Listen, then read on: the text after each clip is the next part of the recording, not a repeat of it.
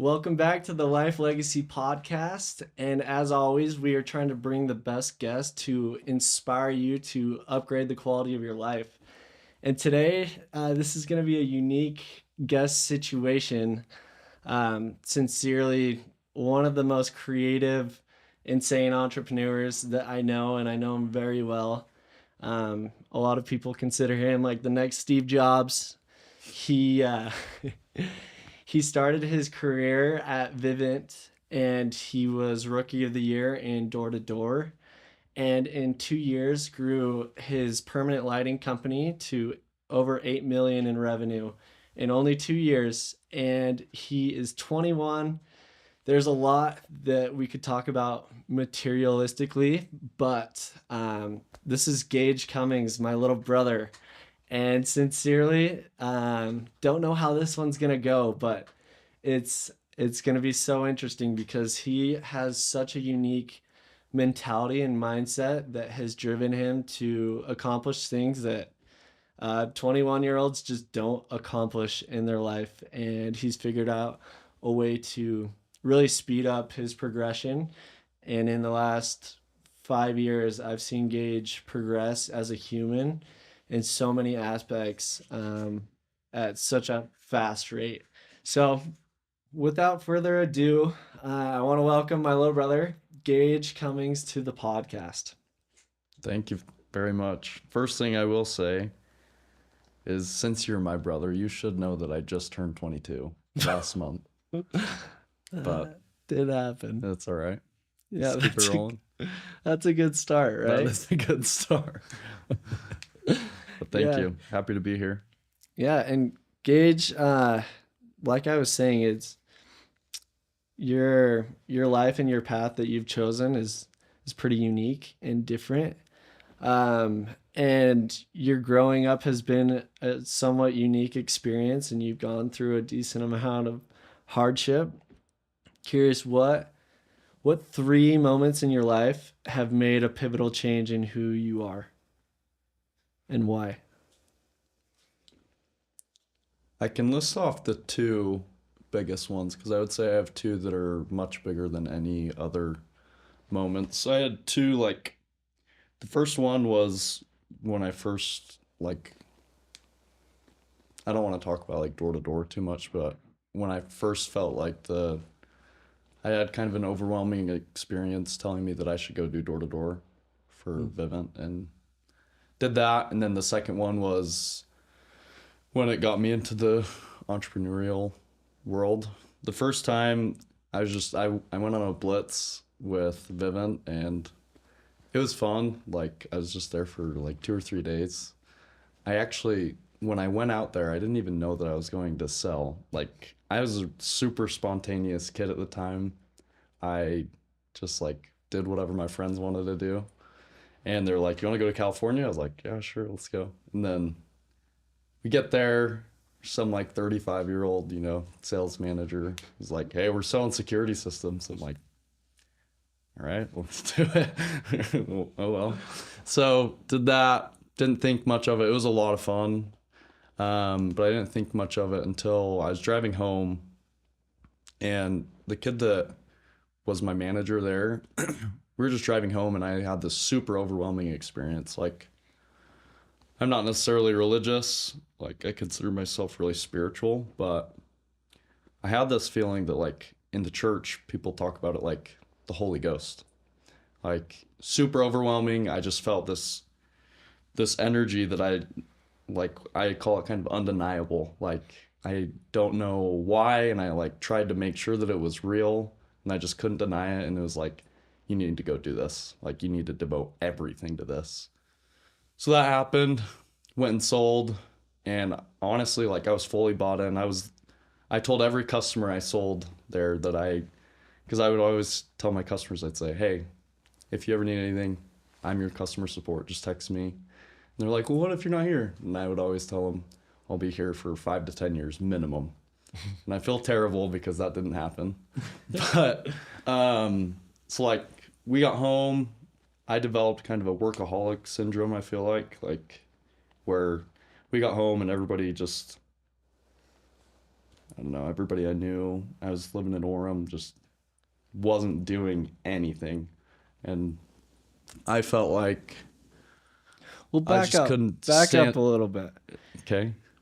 Before you go home and you realize that a lot of people are stagnant, Gage was going insane, like out of his mind every single day. And like I think like learning the importance of hard work, I think that was, the area where you learn that and the location and moment in your life where you learn that.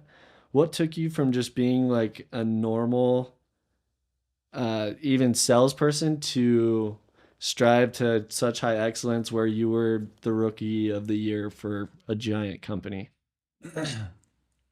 That's a good question. I think a lot of it, honestly, it had to do with me and my growth that I cared about a lot, but a lot of it was like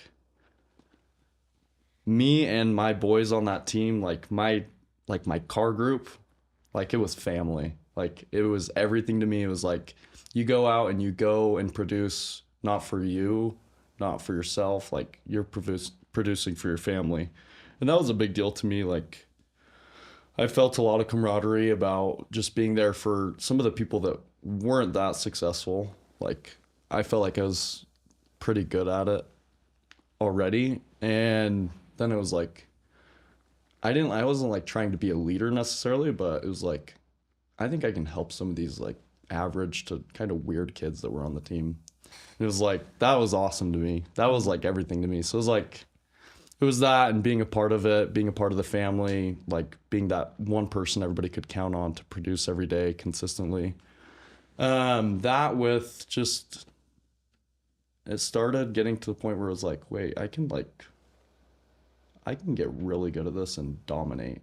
Like once I started analyzing what I was doing every day and analyzing the things that I was doing wrong, I realized that once I started implementing things based on seeing what I was doing wrong, it helped me a ton to just get better and better, and it just was exponential. So then it was like I started seeing that, oh wait, like looking at leaderboards, stuff like that, I was like, I can go and kill this. Mm-hmm. So I think it was a lot of that. I look up a lot to like Michael Jordan and Kobe, and I think that honestly plays a big part into it too. Stuff like that, just like the kind of the door-to-door motivational stuff, but a lot of that. And so how did you build your mental strength?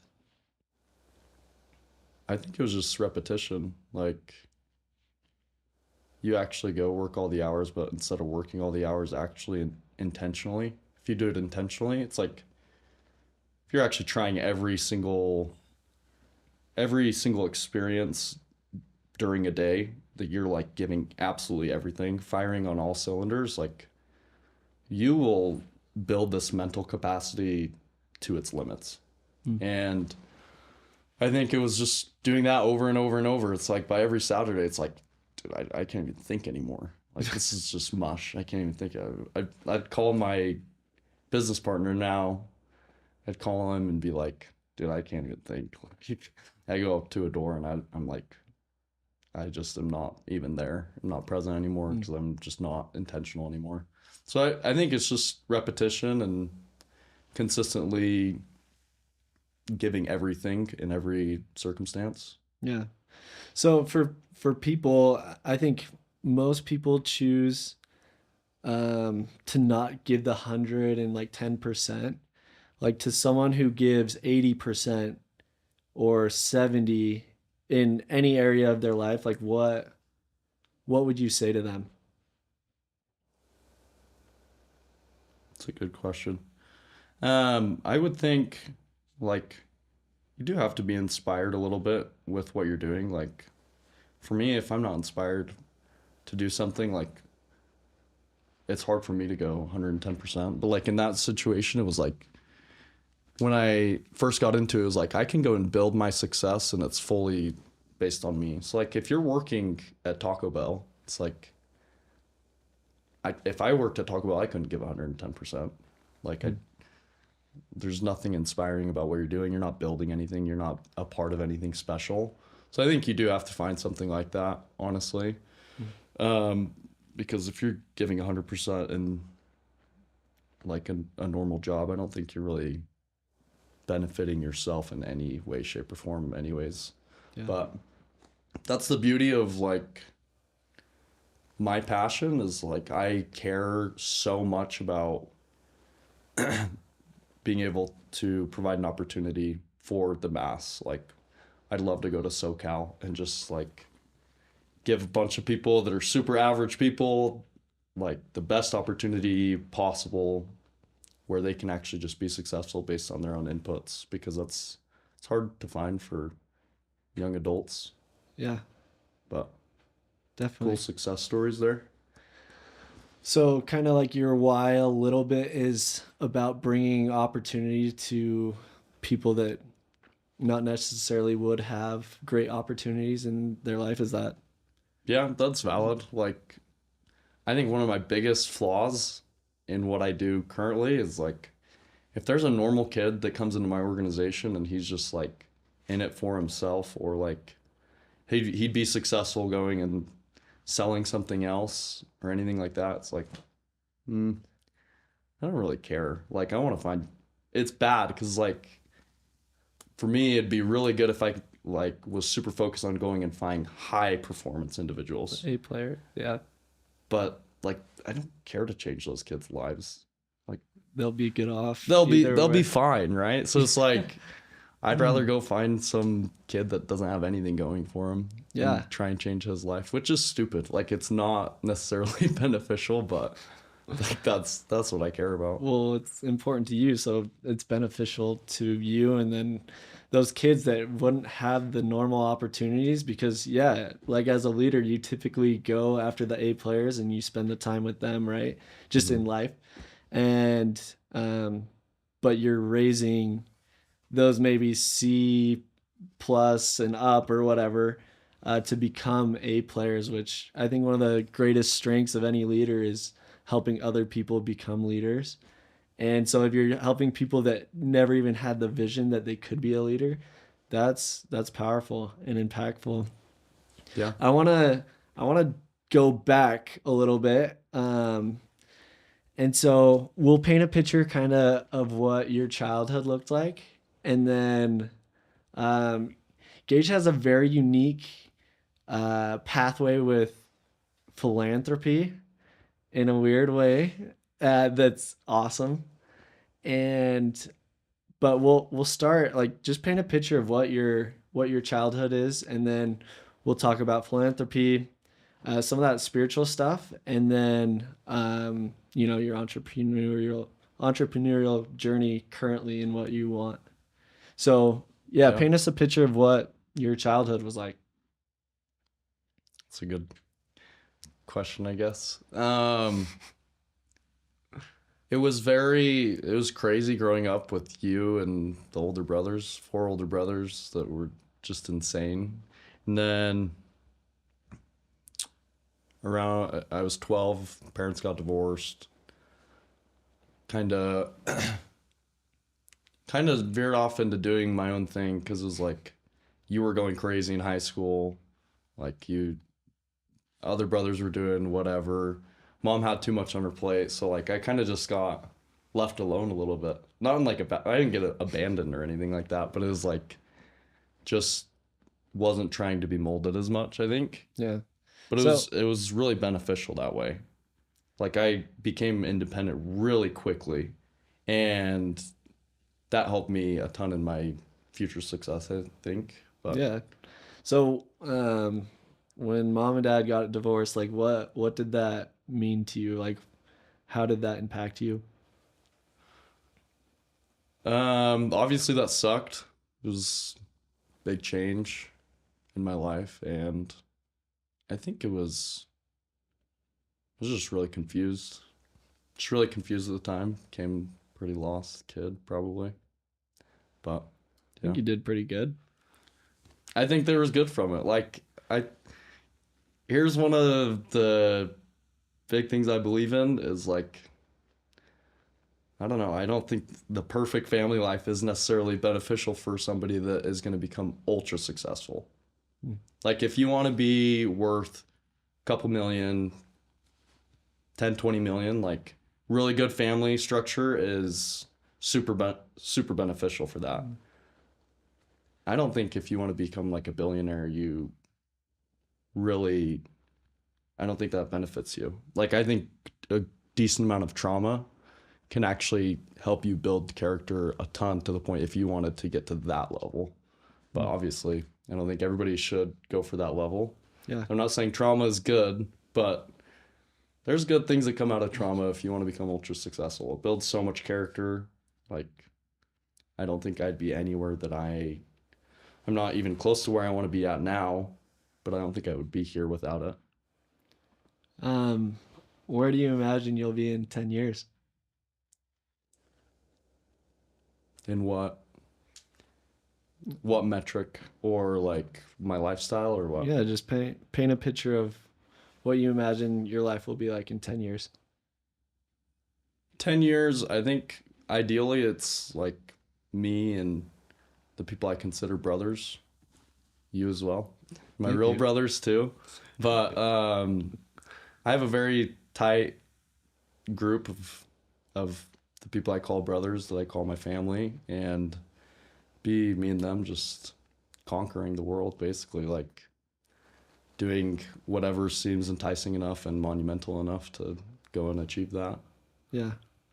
So, take someone, either someone who has been in really hard things or gone through hard things, or has kind of had like a perfect upbringing, like quote unquote. No one does. And like, how can someone that would just be like a $2 to $20 million person turn to be an ultra successful person? And they don't have any trauma. Mm-mm. Well, everyone does have trauma. That's yes, just that's not true. realistic to think. No one hasn't gone through That's things. fair. I think it's surrounding yourself with people that are just a little bit psychotic in this world. Like, everybody that I am associated with is somewhat a little bit crazy. Like, I don't like being around the normal social life that is of my age. Like 20 to 23-year-old kids my age that I don't associate with a ton usually are just losers, I think. Like, honestly. And I think it's associating yourself with the right people. Like, it's corny, the 5 people you surround yourself with is who you become, but it's real. Yeah, 100%. Like, it's 100% real. So I've seen it firsthand from people that don't think big, and then they hang out with us, and it's like, oh, they see the possibilities are pretty endless. And I've seen it from myself too, just being normal kid, a little bit programmed, and see people that are like, they don't believe in any of that. And it's like, okay, Well, there's reality to that. and this will probably be like a decently controversial podcast, sincerely, just high views. And so what do you feel like it means to be programmed? Like, what does that look like? I mean, I don't believe in college. Like, in this day and age, there's many better vehicles that you can take to just level up completely. Like, unless you want to be, say, a mechanical engineer, a doctor, or a lawyer. Yeah. Which I don't know that everybody actually really wants to be that. But like, I think if you're just going and getting your generals done, it's like you're obviously programmed. Like, you're just doing it because that's what people do. Yeah. No direction, no true direction. So, and I think it comes from your parents too. And like, obviously society's changed a lot, but like, when you're consistently told what You should do. what you should do, compared to like surrounding yourselves with creatives and being inspired by big things, like, probably programmed.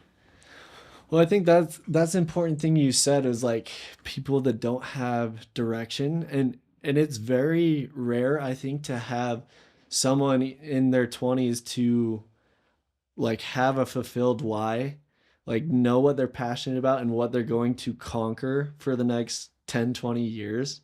Yeah. And so for someone who doesn't necessarily, like, they're seeking to understand what they want in life, How do you feel like they can find that? I would say they need to go do door-to-door sales. First things first, 100%, 1000%. Like Why? that just builds you to a completely different level if you haven't done it, I think. Like you go do that just for a couple months, like you become a completely different person and a better person. Like you just become better, like truthfully better.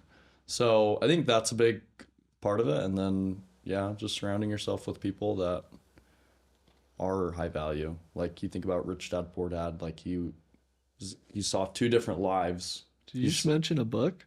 I did, and I've never even read it, but I know the story. Um, but it's like he sees the rich dad and the poor dad. And he's like, I'm gonna go, like, learn about what his life is. Like, I want to be. That's what I want. So I'm gonna go be a part of that. It's like anybody in this day and age can go and find that. I truly think like you can go watch stuff on YouTube of people that think completely different than your college professor. Yeah. But yeah, I think those are the main things. Go do door to door and then surround yourself around killers.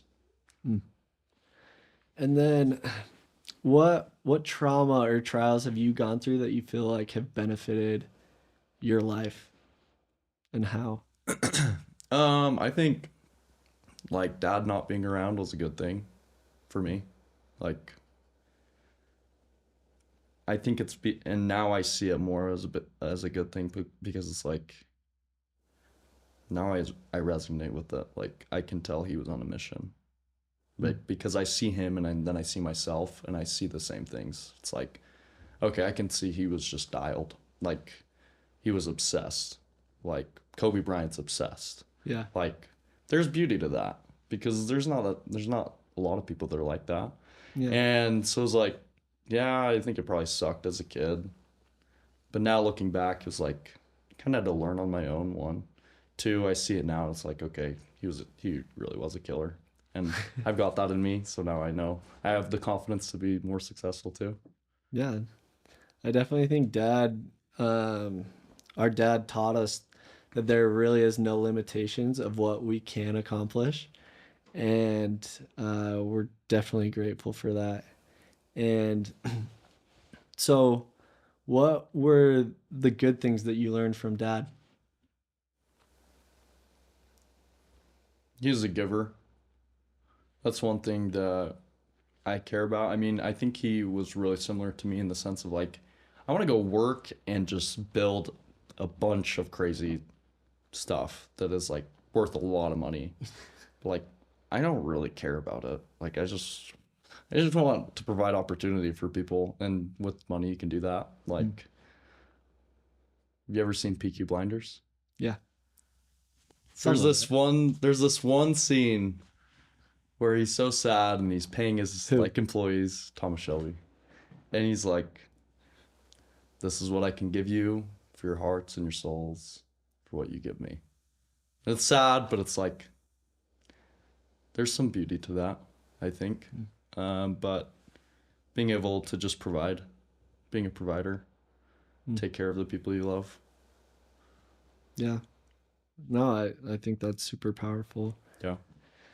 And so you talk about giving, and you give in such a unique kind of weird way that Why do you say that? well, just from the stories and doing it together, I think it's a very unique, different type of giving than what most people do. And so, do you want to talk about growing up and how that became a thing in your world? Um, I guess I don't know exactly which part you'd be talking about. So, like, for example, Gage will give like bigger quantities of money to random strangers out of nowhere. And so there's that one. What other one are you talking about or thinking about? I mean, that's the main one, but So that one, yeah. yeah, I don't know. It's like, I don't know. I just see people that are a little bit lost, and it's like, they're never gonna have a lot of money. This would make them happy. So it's good to do that every once in a while, I think. But So give an it's just example. fun. Give a story and why is that fun to you? An example. Yeah. Um, there was this one gas station worker that I like. I think I was only like 17 or 16, but I had like some money, and it's like when you're that old, you don't need money for anything. And then I was talking to this worker, and he was talking about how his wife has cancer and that he struggles with the payments. And it wasn't like he was asking for money, like I was a high school kid. But next day, I was just, I mean, I was kind of bored. And I was like, I should just go give him some money. I think there's beauty in that, and it's like there's plenty enough to go around. Like people that are controlled by money, like they're just as enslaved as somebody that I believe goes to college. Yeah. And um, I think a lot of people will either be controlled by one or the other. Sometimes both, usually both. Yeah. But if I can provide some joy that they usually wouldn't get any other time, that's great. It shows you like the unique mentality of Gage Cummings, and it's been really fun to be his brother, to just watch his creative growth and uh, like just from brother to brother. Um, Dude, you're powerful. You're a leader for good, and I think what you strive for is so valiant to just try and give people opportunity that they would never have. And so a lot of people might like, yeah, you drive an Aston Martin. You have like nice things, and I think you like those things too, definitely. But Yeah. I think so some people could get caught in that image that it's like, oh, he's just money hungry. But I want people to know the deep version of Gage is that he wants to give. And he, like, yeah, you hear he has some cool company, which we'll get to. And it is really cool. But the reasons behind it is why, Bosso, they're so loyal to the company and what you guys are doing. So it'd be really cool to dive into that. But yeah, it's super cool to see what you're accomplishing and why you're accomplishing it. Thank you. I Um, think one thing just to add to that is like, I don't know, like those successes, like those are super minor, of course, but like stuff just comes when you do good things. Like money, all of that, like it all comes like if you're doing good. Like I just think there's a big misconception, especially in the business world, or like somebody that would say maybe wants to start a business. They just think it's like, okay, we need to be kind of like evil masterminds and keep all the money and not give other people money. It's like give people money, they'll lay eggs for you like forever. yeah. Like, and it's like don't do that as like a plan to just make more money for yourself, but it's like that's good. Just do good, and it's like it all snowballs. Like it's so stupid that the main um I think the general consensus is that you need to just like be kind of a little bit evil to make a lot of money, and it's not true. I don't think it's true. Mm. So, but yeah, a little tangent. No, that's an amazing tangent that more people need to understand. And so how do you feel like, because you've had like a taste of money and stuff, how can you help people not be greedy and more focused on good? Like the leaders that you're training, how do you keep them like that? I think a lot of it is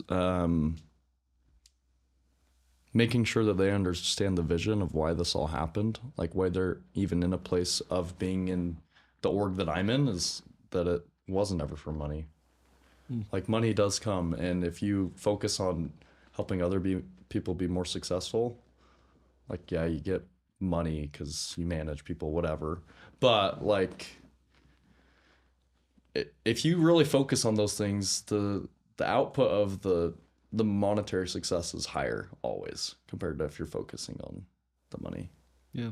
And like I think it's important for me to always um communicate that that's the main goal, is like we're gonna help these people that don't think that they could be that successful. We're gonna make them successful, Mm. and money will come to you for doing that as well.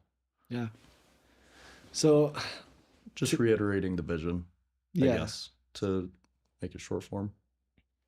diving into the core and keeping people around the why more than the how and what it's producing. Yeah. Yeah, I think that's super important. And um let's still talk a little bit from um now let's go back to when you finished sales, which Gage like knocked it out of the park. And um he was coming from like an interesting high school experience. I probably wasn't the greatest example of like a good kid in high school, which I think is also um you know like it's okay to enjoy your life, and sometimes there's like authority figures in life, and this is a little bit maybe controversial, that shouldn't be authority figures. and, and I had a really hard time with that growing up. We both did.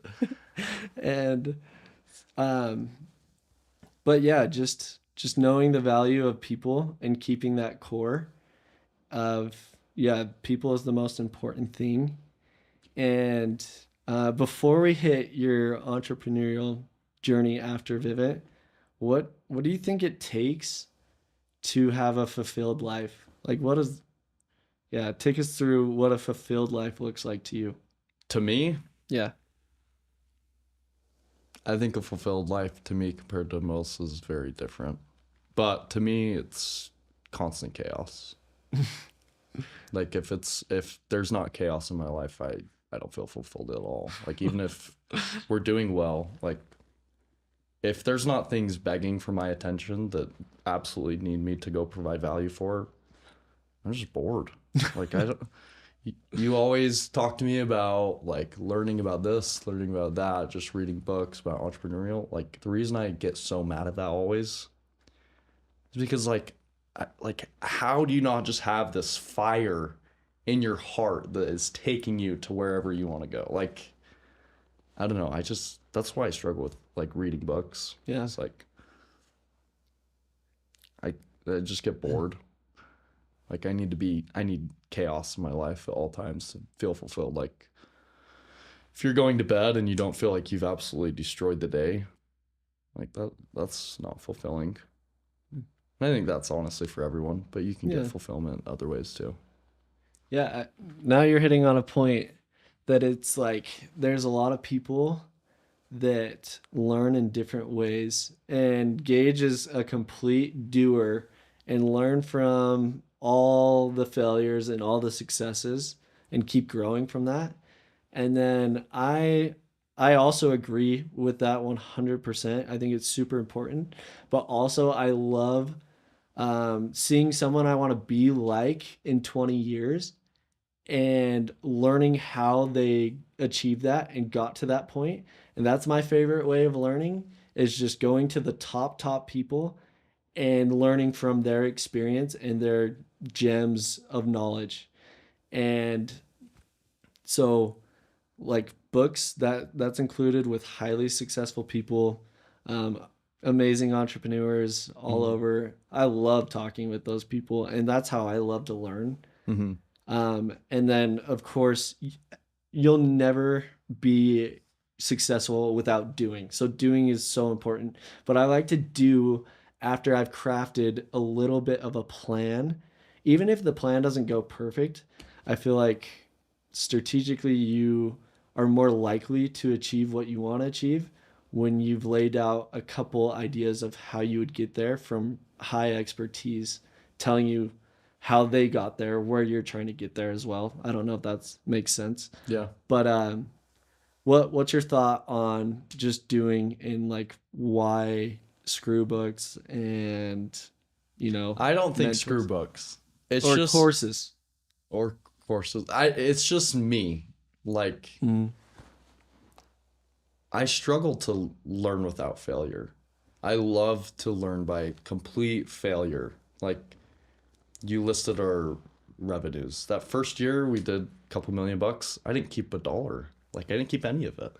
We had learned the hard way. Like we probably like if we sat down and learned everything about how to be a profitable business in the very beginning before we started, like yeah, we would have been more profitable probably.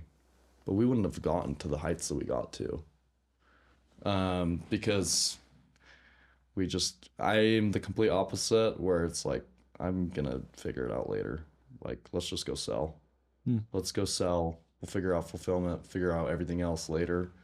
But also, I think with the things I did learn from those experiences of learning the hard way, it's like, there's no way I would have without just doing it the absolute hardest way, to the point where if I had to start over with the knowledge that I have from going through the super hard ways of failure, like I think I'd be more successful because of those hard failures.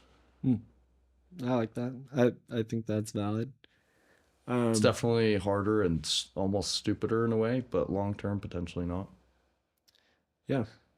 Um, yeah, I disagree a tiny bit on that, but you have more proof than I do in like work success. So, um, but let's go to, your entrepreneurial journey. And so what happened like some of those last weeks where you were like um deciding to not work for Vivint? Like how did you choose to leave that? Oh, it was so this was the second experience, like that second spiritual Yeah. experience I was talking about. It was weird. There was one day, I've told this story a few times actually, but there was one day where, so when we got home, my business partner and I, we just were so bored. So we're like, let's go start a Christmas light business just cause. So we started that for like a month and a half. Why Christmas lights? I don't even know. Like it was just the first thing we thought of. And so we're like, let's just go do it. Because nobody was working and I wanted to work all day. I was like, just I don't know. If I don't work, I get depressed. Like I don't know how people just don't work and need chaos, kind of. But we did that, and then one day I had like almost the same experience that I talked about with when I felt like I needed to go do sales. I was in Alpine. This story's a lot crazier. I was in Alpine, and I was just knocking doors to sell Christmas lights. And we had heard about permanent lights, what we do now, before, and like we And never explain what that is. permanent lights. Yeah. So permanent lights are like similar to Christmas lights, but they stay up forever. You never have to deal with them. So like for me and my company, when we did Christmas lights, you'd pay $1,000 every year, and then you just keep doing that for us to come and hang lights for you, and then take them down after. With this, they stay up forever. You pay like $5,000 instead, but then you can use it for other things like architectural lighting, for example. But we did not want to do this. Like we had our set plan for 5-10 years. Like we're gonna go build a region. We're gonna go crazy inside of this organization that we've already had success in. But yeah, I felt a super overwhelming energy where it was like, you need to go do this now. You need to devote your entire life to this. Like this is your calling. So instantly I feel that I'm like, oh my gosh, again, like change of plans, I guess. But I pull out my phone, call my business partner. He's like my brother to me. So first thing I do is call him, tell him we're about to just do everything else. But I pull out my phone to call him right then and there. Again, we've never talked about this in our lives, doing this. Right as I pull out my phone, he's calling me. And I answer it, and I'm just like, if he says what I think he's about to say, that would be the craziest thing. And then it's so solidified. So I answer it. It's like, what's up, bro? Just like, I just wanted to see what he would say. He's like, said exactly what I What did need. he say? He said, we need to go do permanent lights. I go, there's no way you just said that. I'll meet you at this McDonald's in Alpine. Met him at this McDonald's, is like, holy, this is everything. Like, let's go build this, devote everything. So instantly we started. And yeah, ever since then, it's like, that's pretty powerful. It's pretty powerful why. Like, I feel bad for anybody that starts a business that doesn't have something like that, which like most people don't. So it's like, it was cool to have that for being the reasoning of starting something, because it's a lot more inspiring, I think. Yeah, well, it's to have him call you right after you had this insane like spiritual experience of that energy go through you, where you know with a surety that you need to do permanent lighting. Yeah, like what? Like, why that? Yeah, It seems that is. so weird, but yeah. And then to have your business partner literally calling you as you're trying to call him to tell him that, Yeah. and he says that. What's Like, Matt's version of that? I don't know specifically, but I think it's really similar in that sense, actually. Um, but like, it was not like, when I tell you we had a set plan of the next 5 to 10 years of our life, like it was set. And it wasn't like, hey, maybe we should think about this.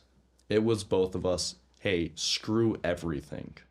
We're going to go devote everything to this instead. So, like, I think it was pretty similar because of how set our plans were. Hmm.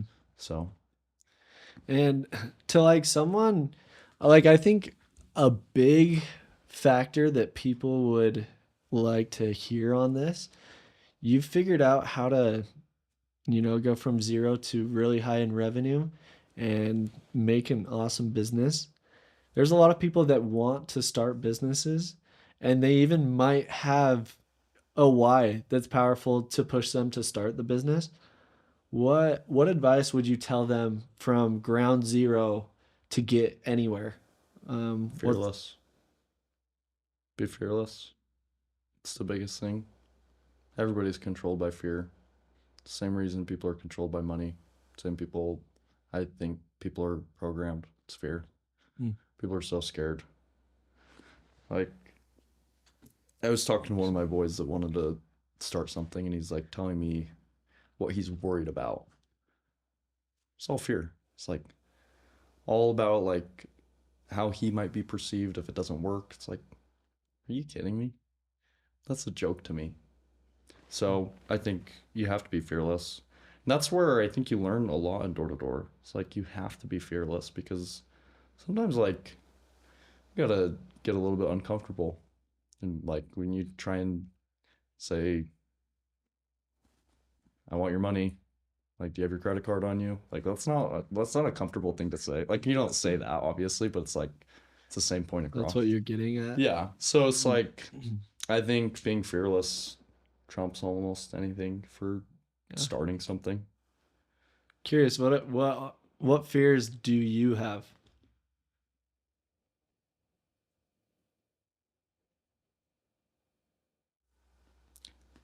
I'm pretty certain with the things that I'll achieve, but if there was something that I would be most let down about, I guess, would be just not being able to provide opportunity for my brothers to where they can have whatever they want, Yeah.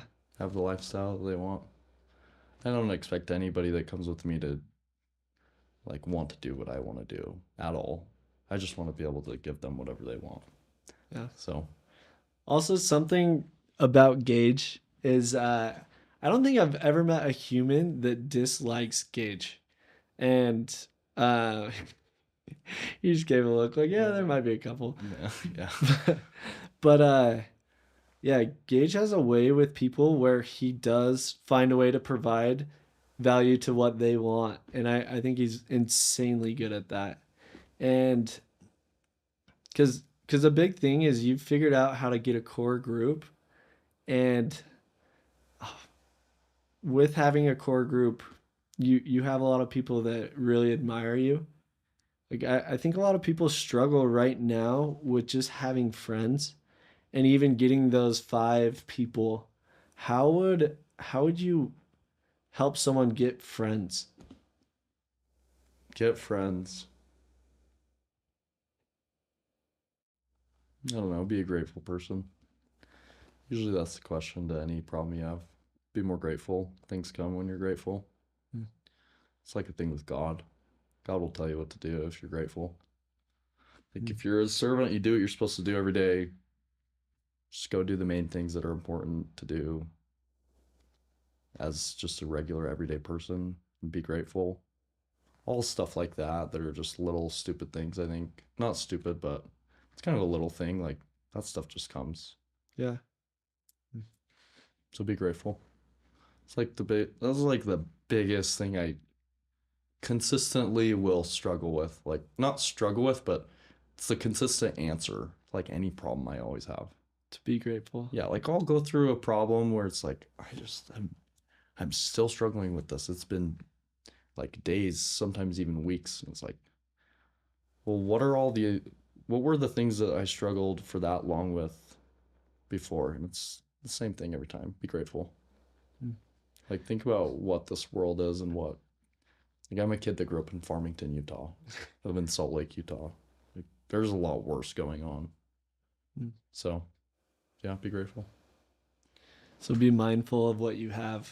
And yeah, I think that's powerful and that's good.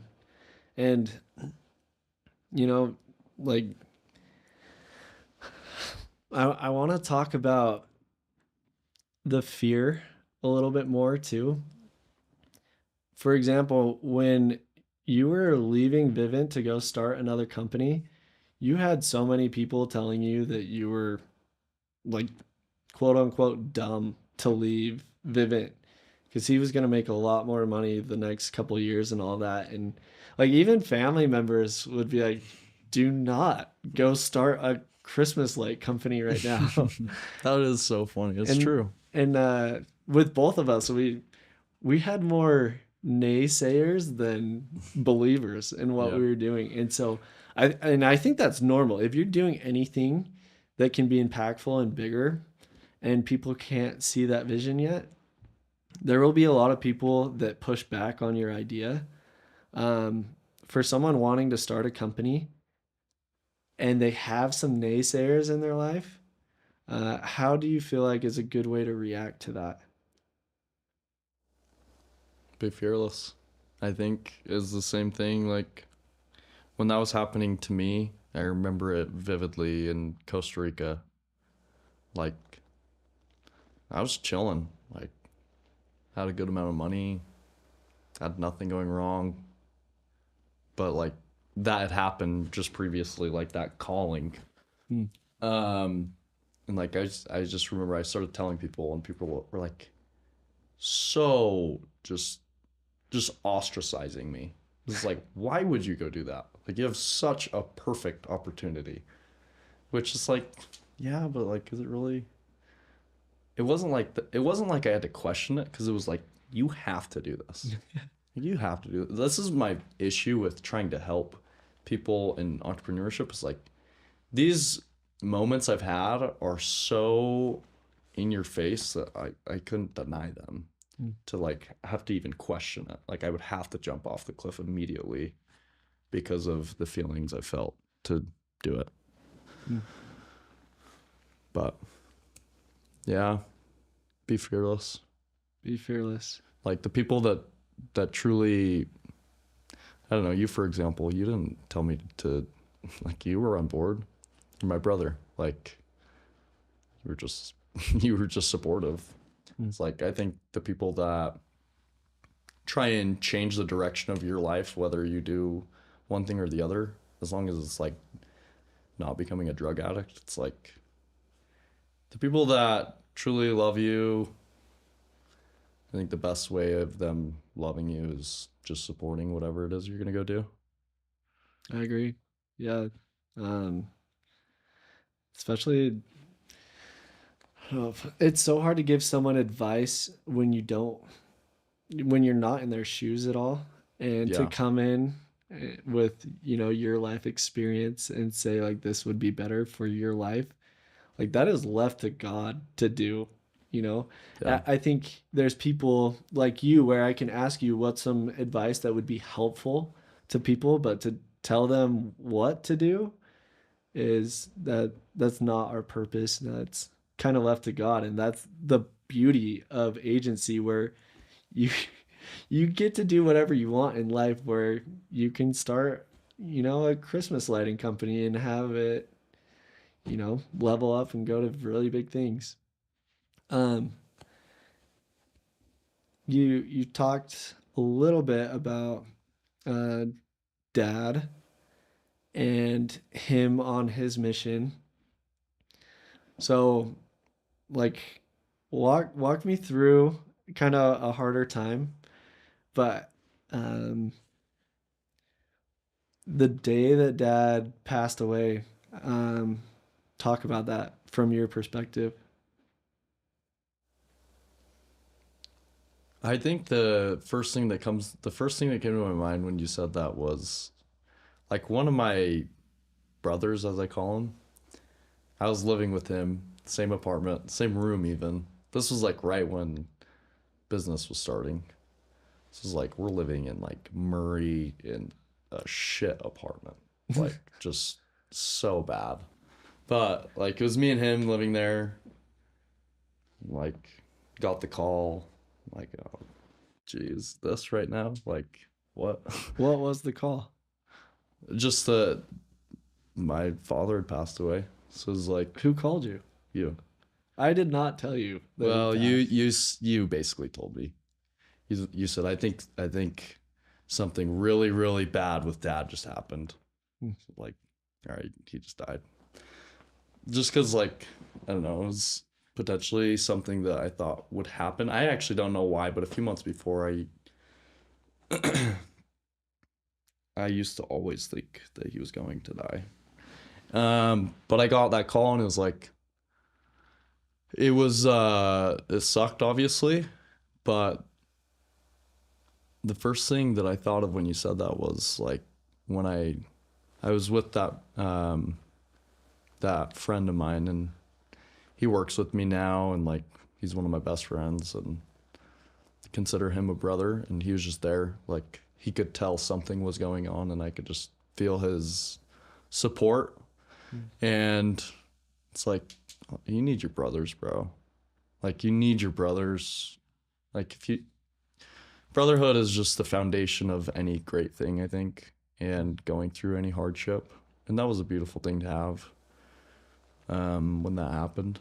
But yeah, I mean, that's what I was thinking about a lot. There were a lot of hard things going on in my work life, which that was my whole life, especially then.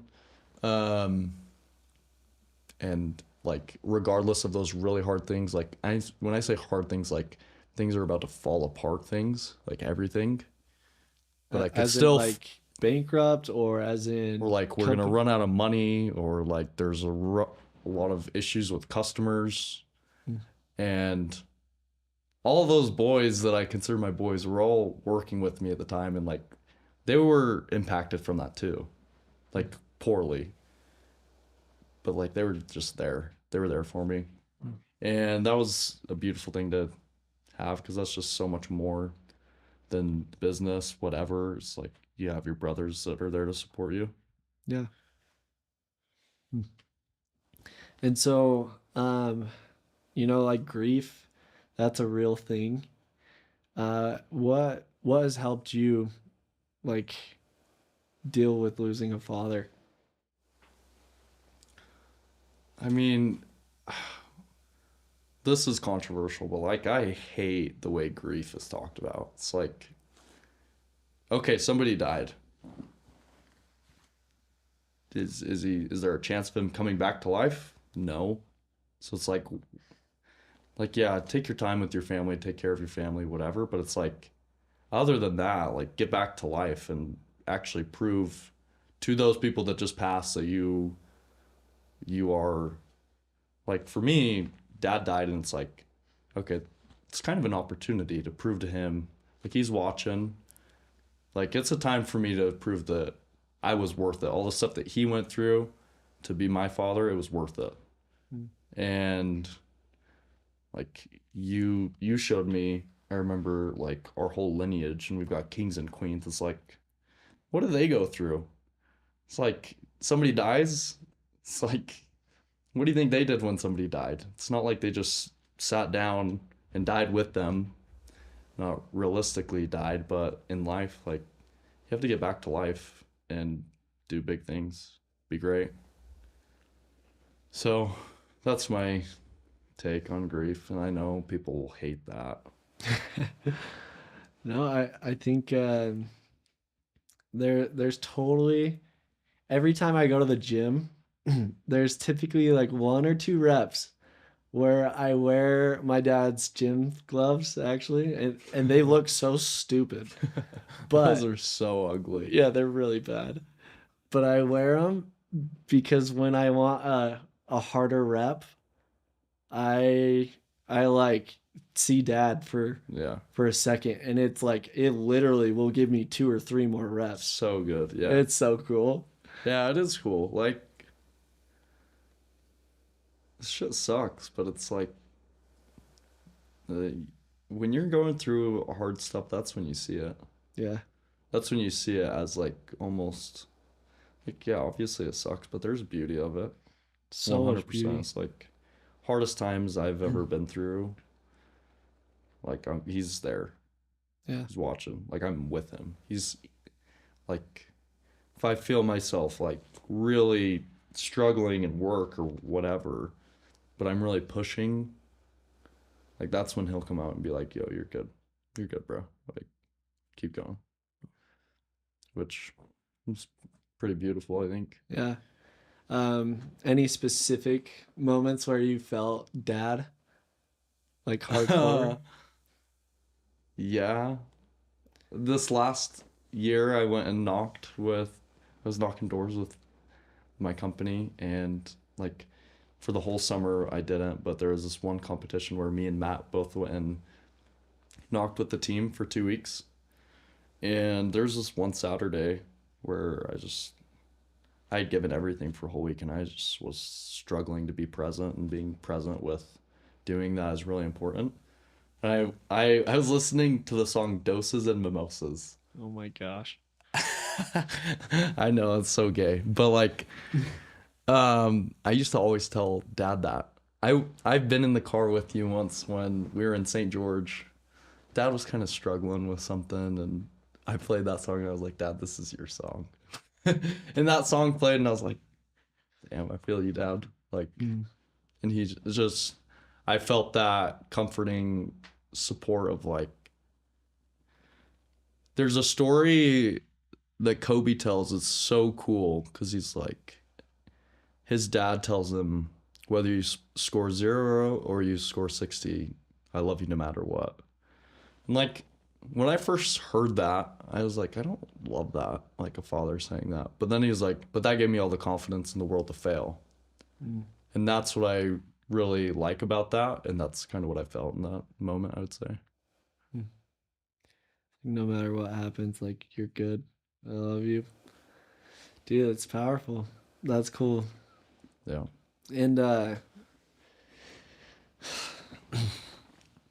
what with you being like you're a unique soul. What do you feel like you would want people to know?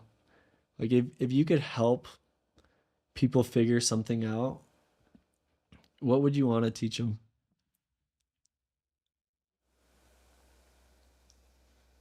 Like, what would I want to be looked at as from other people that I'm in their circle, or like No, what would I no, want like to teach them? what would you want to teach them? Stop caring about money, probably. Stop caring about money. Stop caring about all the bullshit, all the distractions.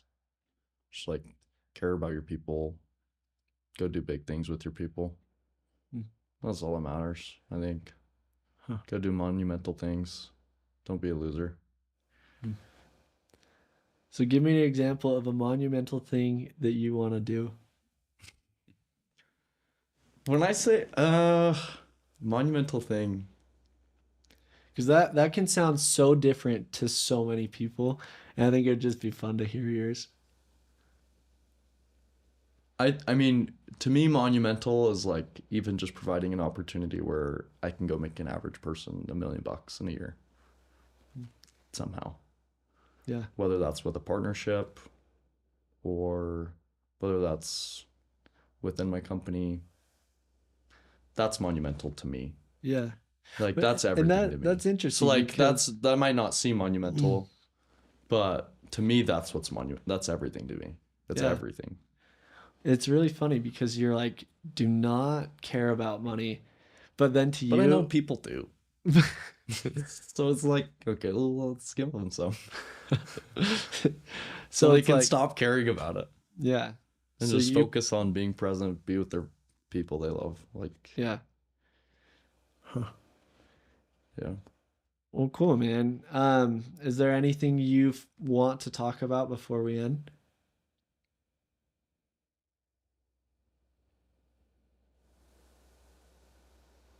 Just surround yourself with good people. Don't be a loser. Hmm. Go do big things. Don't be scared. Be fearless, I guess is the main thing that would come out of this Yeah, for hopefully most people, but it's a big deal. it's a Like huge deal. your whole world, you're taught to just be worried about things, be controlled by things, be a slave.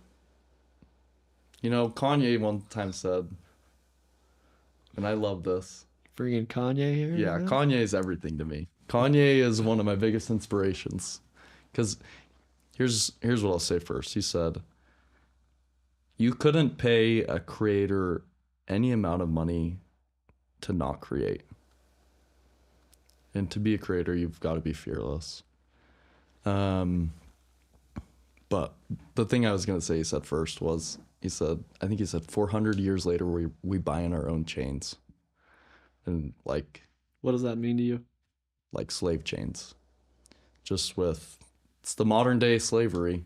Everything that you hear about modern day slavery, like even things that I am enslaved by, like buying that car. It's stupid. Who cares? Like buying designer or anything is like you're a slave. But yeah, don't be slaves. Yeah. Something funny about Kanye is when I watched his documentary, that is what started my company. Because I That's was watching awesome. Kanye West documentary and I was just thinking how amazing it would be to do a documentary about my dad's life. And that Oh was yeah. the core. But I never tell people that it was Kanye's documentary because I'm I mean, typically talking with older people. But that documentary is amazing though. yeah, it's Like powerful. he was set on a mission and nobody was gonna stop him. Yeah. Yeah, It, really interesting to know the mindset. Before he was anything at all, he was talking as if he is Kanye today, but before he had a single thing. So he just knew before everyone else knew, yeah. and then people caught on. You have to. Yeah, Like you have to be that person that you're gonna become. Like you have to just brainwash yourself into thinking I am that guy even if you're not yet. Because you have a higher chance of getting there if you do that, I think. So, I don't know. I think people say don't have a big ego, but it can help you if you want to be ultra successful, yeah, I think. If you don't, you can still be successful, but maybe not ultra, I don't think. Steve Jobs, all the greats, they knew they were that guy before they were that guy. So, And what's the legacy that you want to leave behind? Like, for example, if you passed on today, what's the legacy that you'd want to leave behind? very good question. Be a provider. Like, I think if I had a son right now, and Which we don't know if you do. Just kidding. um, if I had a son and I died right now, one, I wouldn't give him any money. Two, I would want him to think I can do anything and I need to provide for my loved ones. That's what I care about, at least. Everybody cares about different things. Yeah, that was powerful. Well, that has been a very unique, different podcast that was so cool. It's fun to dive into people's minds that are on a really big mission. It's it's amazing. So, Gage, I know you brought value to the people watching, and you can find Gage at bosso.com or bosso.biz, right? That's right. Bosso.biz. And where else can they find you? If you look up my name, you should find me on Instagram, I guess. Yeah. I don't care to plug myself too much. Yeah. But I'm grateful to have you as a brother and as a board advisor of the company. And Grateful. Very grateful. yeah, Means a lot. if anything, serious, stay grateful for what you do have. And yeah, it's powerful to provide opportunity for other people, and you can inspire the world. But first things first, you have to believe that you can inspire the world. And that is, I think, an important part of what we talked about today. And so much love to all of you. And if you need anything, please reach out and just know that the love is there. And we're grateful for all of you. So that's a podcast.